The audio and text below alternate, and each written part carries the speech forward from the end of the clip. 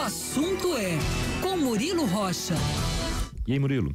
Bom dia, Lucas. Bom dia, Luciana. Bom dia, ouvinte da Band dia. News. Também sou um fã dos pães, né? Tenho Torradinho evitado, ou aquele clarinho?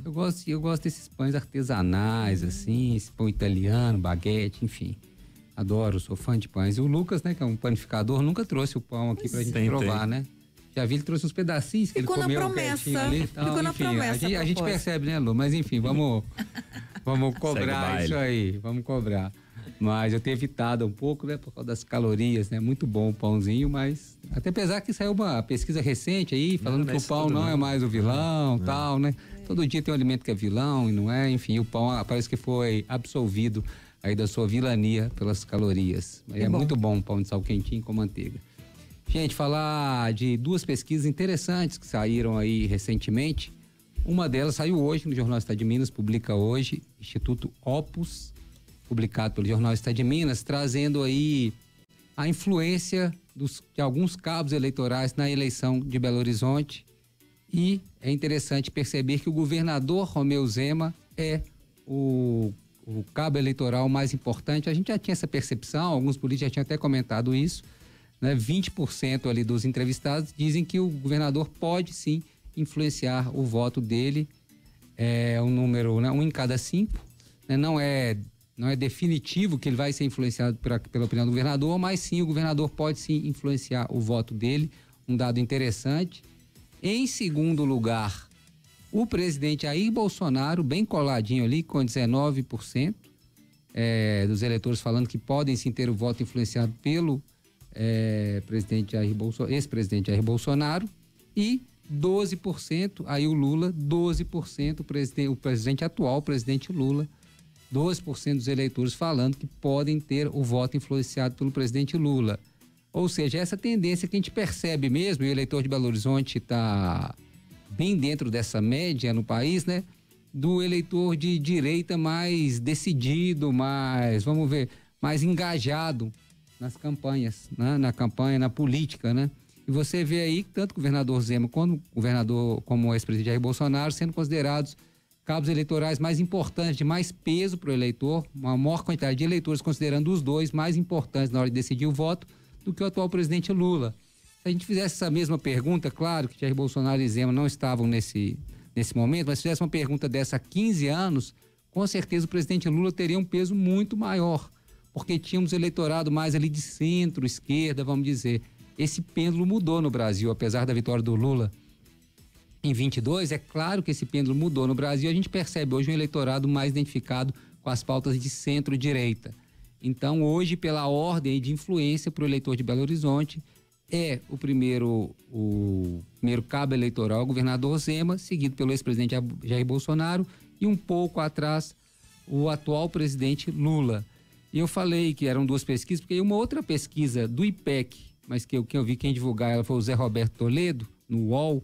Ele divulgou esse dado do IPEC que eu achei interessante, que fizeram a simples pergunta para os eleitores, aí uma pesquisa mais em âmbito, não é localizada aqui em Belo Horizonte não, pesquisa mais nacional.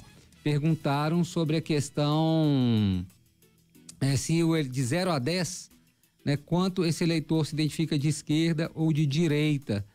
E aí 41% dos eleitores brasileiros, olha que dado interessante, 41% dos eleitores brasileiros se consideram de direita.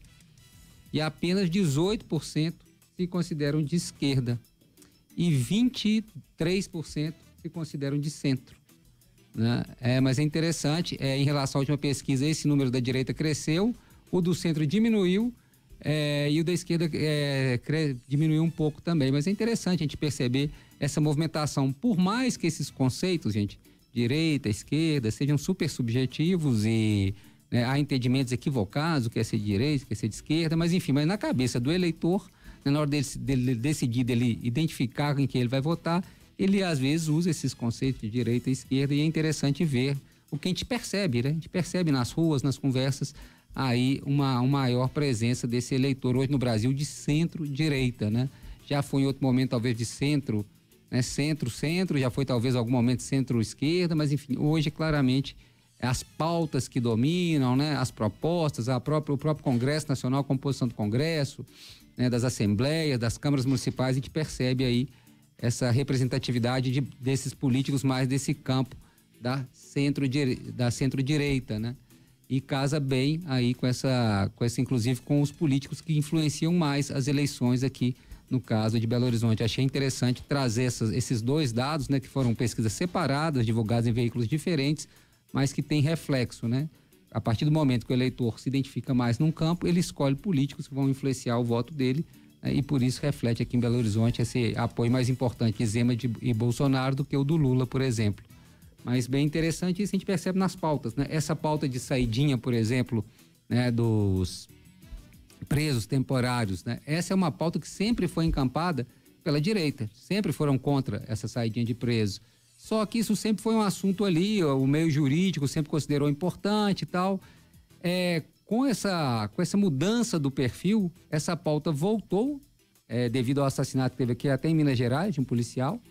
Ela voltou e aí foi aprovada inclusive por partidos de esquerda, né? Apenas o PSOL fez uma observação ali, mas no mais todos os partidos encamparam agora para restringir as saidinhas, né? Só permitir em caso ali que o preso esteja cursando ali um segundo grau ou fazendo um curso universitário, enfim.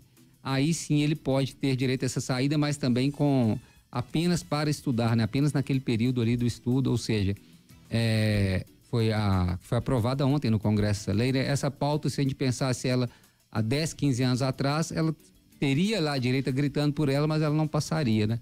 Ou seja, mostra um perfil aí, uma mudança nesse perfil também do eleitor brasileiro, da população brasileira. É isso. Lucas, Luciana.